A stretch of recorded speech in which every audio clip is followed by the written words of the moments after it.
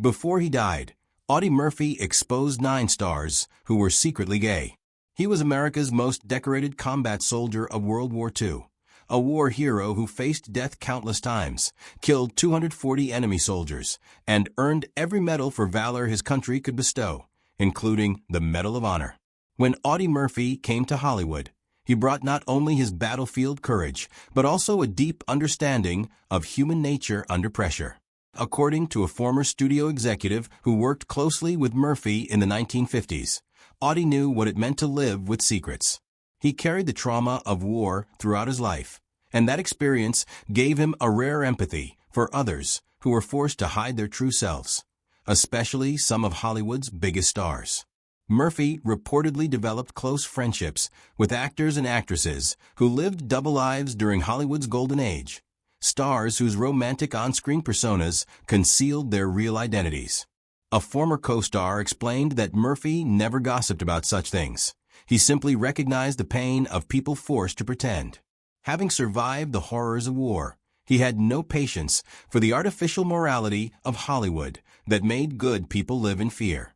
The following are the 9 stars Audie Murphy is said to have known were gay or bisexual, icons who lived under the constant threat of exposure and ruin. Number 1 was Rock Hudson, Hollywood's heartthrob with a secret. Rock Hudson epitomized the masculine ideal of 1950s cinema, tall, handsome, and frequently cast with America's most treasured actresses. His studio-crafted image as the ultimate ladies' man made him one of the industry's biggest box office draws.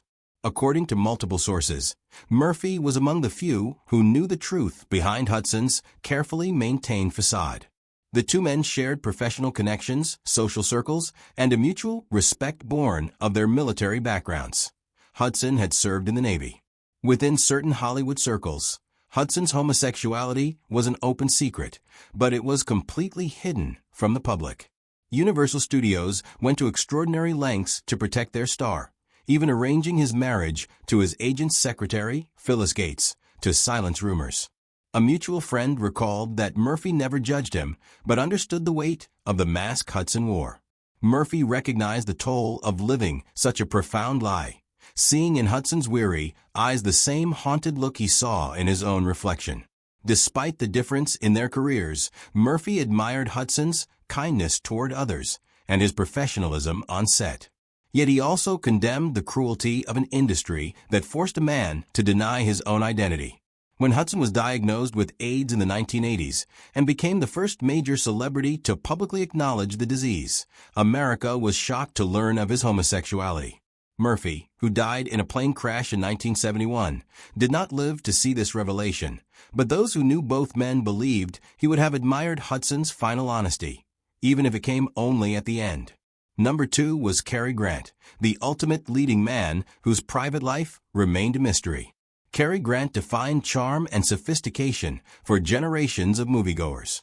His wit, elegance, and confidence made him the standard for Hollywood masculinity.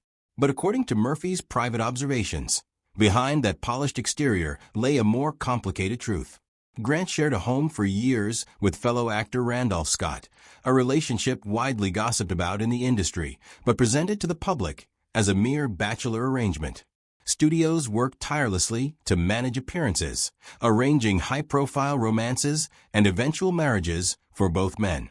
A production assistant once claimed Murphy said of the pair, they weren't just roommates.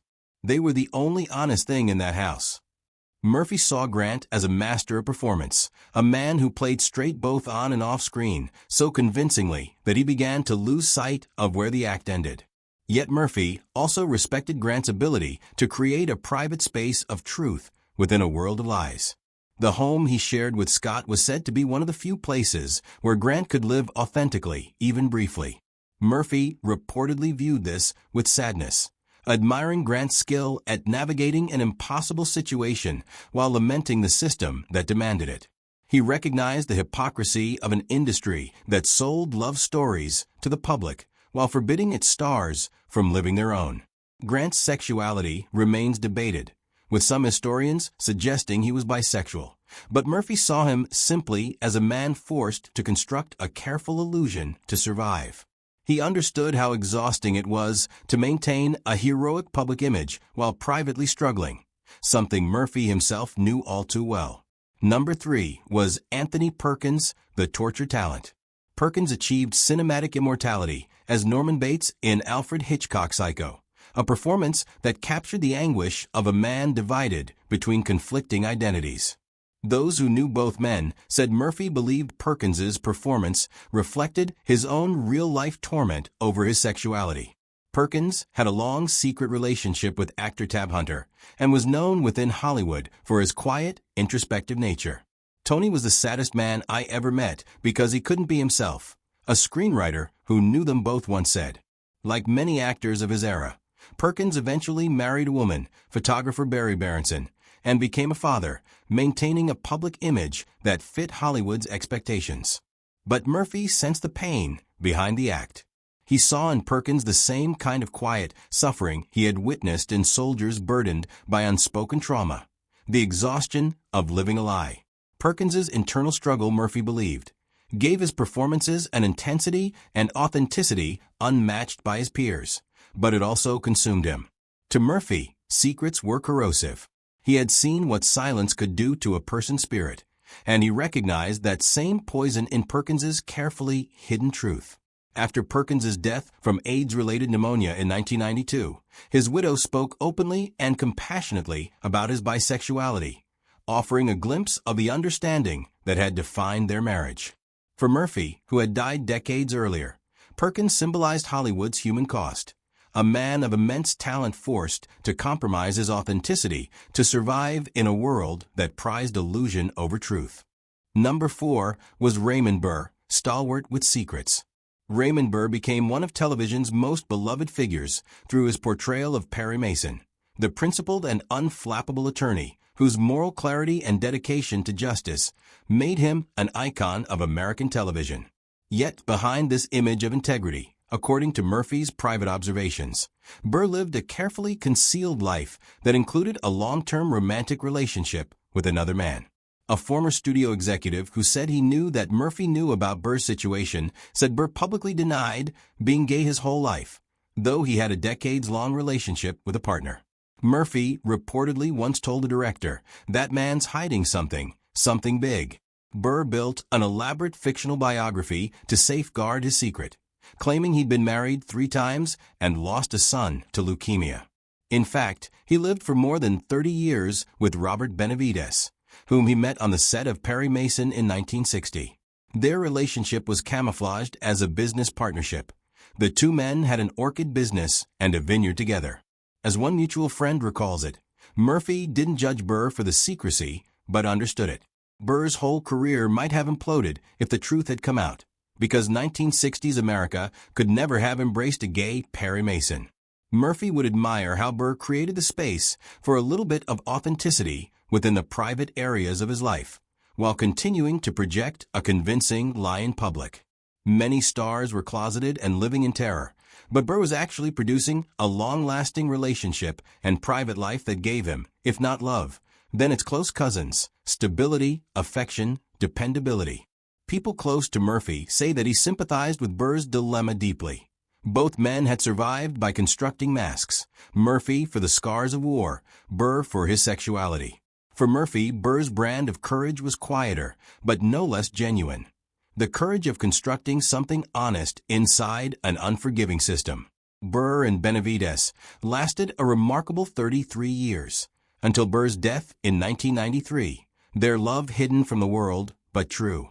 To Murphy, who died decades before, Burr represented a difficult balance forced upon gay performers.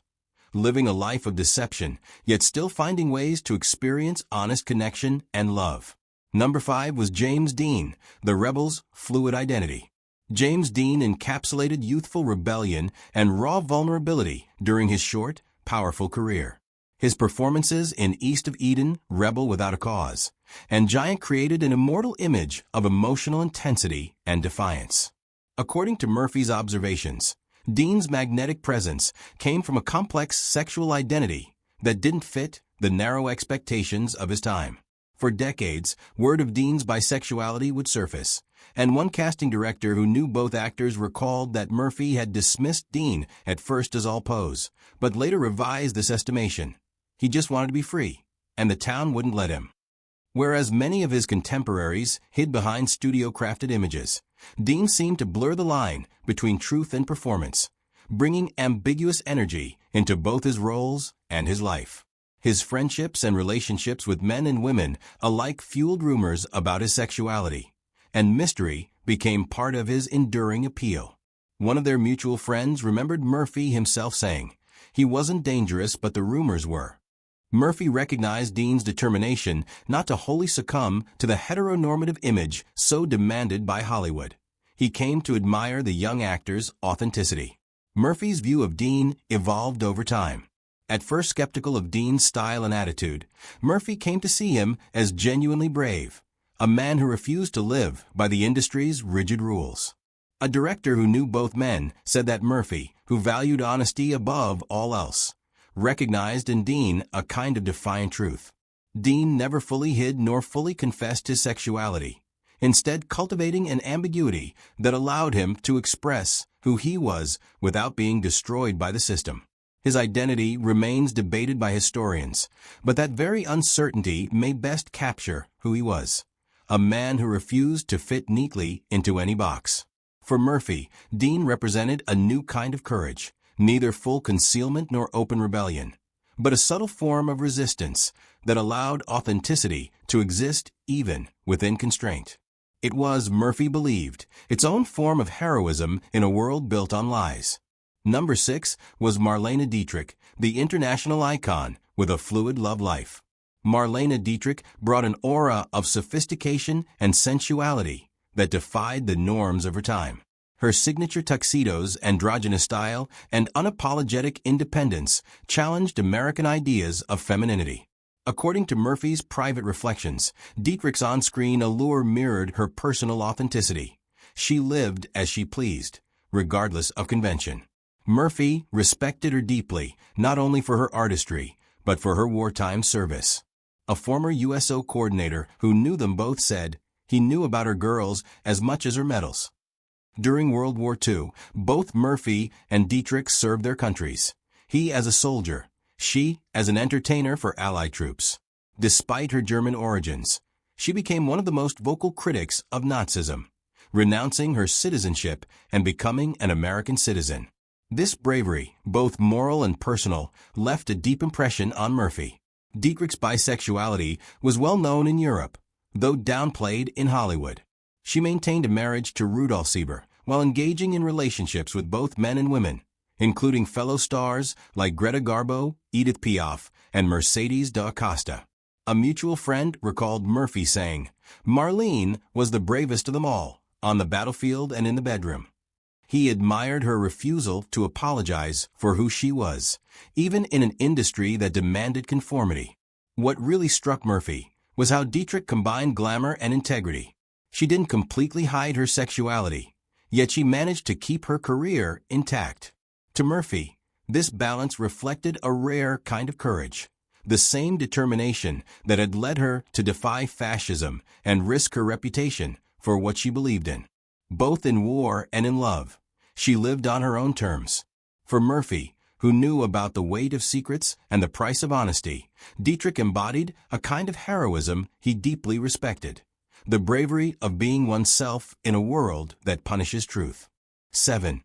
Barbara Stanwyck, the strong woman with a hidden love. Barbara Stanwyck made a career out of playing diffident, hard-boiled women who refused to be hemmed in by the men around them. Her sterling performances in films like Double Indemnity, The Lady Eve, and Ball of Fire cemented her status as one of Hollywood's most varied and forceful actresses. According to Murphy's private observations, Stanwyck's on-screen strength was a mirror of real life, the hidden truth she kept carefully guarded from the public at large. A same-sex relationship that flew defiantly in the face of the restrictive moral codes that encased her world. It was rumored that she was carrying on for years with her publicist, Helen Ferguson, while she was married to actor Robert Taylor. Murphy reportedly saw the marriage as the cleverly scripted set-up a lavender marriage to keep both parties safe from studio and press scrutiny. While the sexuality of Taylor himself remains up for debate, biographers have documented Stanwyck's bond with Ferguson as enduring and profoundly personal. Murphy, known for his quick wit, said that he could always spot a fake, and to him, their marriage was the biggest of them all. But he didn't judge them too harshly. He knew the pressures under which they lived by Hollywood's unwritten rules and admired Stanwyck for holding onto her dignity and privacy in an unyielding system. With friends, Murphy would describe Stanwyck as a woman who made the necessary compromises but never lost her core of steel, her integrity. Privately, she was authentic, true to herself and to those she would let in. Her decades-long relationship with Ferguson symbolized quiet defiance and devotion during a period when authenticity could be career-ending. For Murphy, who died in 1971, Stanwyck embodied the complex realities faced by women forced to lead double lives in old Hollywood, battling survival against the deep human need for true love and connection. 8. Montgomery Clift, the torture talent. Montgomery Clift changed Hollywood's idea of masculinity with raw emotion and vulnerability. He solidified his position as one of the best actors of his generation with works such as From Here to Eternity, A Place in the Sun, and The Misfits. Murphy reportedly saw in Clift a mirror of his own private torment, a man whose brilliance was shaped and shadowed by the burden of secrecy. Clift's struggle as a gay man in a rigidly heteronormative industry left him isolated and deeply conflicted. A director who worked with both men described Clift as deeply closeted, self-destructive, brilliant, while Murphy called him the best actor in the world and the loneliest. After a car accident in 1956 that altered his appearance, Clift's descent into alcoholism and prescription drug abuse reflected not just physical pain, but profound psychological exhaustion. Murphy, who had seen men broken by war, recognized in Clift the same haunted fatigue, the toll of constant self-concealment. What deeply touched his heart was the ability of Clift to turn pain into art. Each role became a reflection of some inner truth, his performances drawn from the same well of struggle that consumed him. Murphy really believed that great art was often born out of suffering, and in Clift he saw that principle embodied. Though Clift's sexuality was whispered about within Hollywood, only the carefully managed version was known to the public. Romanticized friendships, with female stars masking the truth. To Murphy, Clift represented both the brilliance and tragedy of silent authenticity, a man undone by the very forces that fueled his art. He looked upon Clift's torment with compassion, seeing in it the kinship of exhaustion from maintaining a public persona that concealed a private truth. 9. Tab Hunter, the all-American boy next door. Tab Hunter was the picture-perfect image of 1950s America. Handsome, athletic, and wholesome, adored by teenage fans and marketed as the ideal romantic lead. But behind the studio's carefully curated image, Hunter lived in fear of exposure as a gay man. Murphy, who crossed paths with him through Hollywood circles, reportedly saw the heavy strain beneath Hunter's sunny public persona. The actor's life was a performance even off-screen, with studios arranging public dates with actresses to maintain the illusion of heterosexuality. In reality, Hunter shared a secret relationship with fellow actor Anthony Perkins, a truth that would remain hidden for decades. Murphy, ever perceptive, once remarked, "He's a good man, and that town's going to eat him alive." He recognized the psychological danger of living within such a vast lie, the widening gap between one's public image and private identity. When Confidential magazine nearly exposed Hunter in 1955 with a story about his arrest at a so-called limp-wrist pajama party, his career hung by a thread. The studio's intervention saved him, but the fear never left. To Murphy, Hunter epitomized Hollywood's hypocrisy, an industry that glorified purity and morality while crushing the humanity of those who did not fit its mold. He saw in Hunter not weakness, but the quiet courage of a man surviving within a system built on lies. Decades later, when Hunter published his 2005 autobiography and publicly embraced his truth, it offered the closure that Murphy had always wished for others like him, a final, fearless authenticity that broke free from Hollywood's long shadow.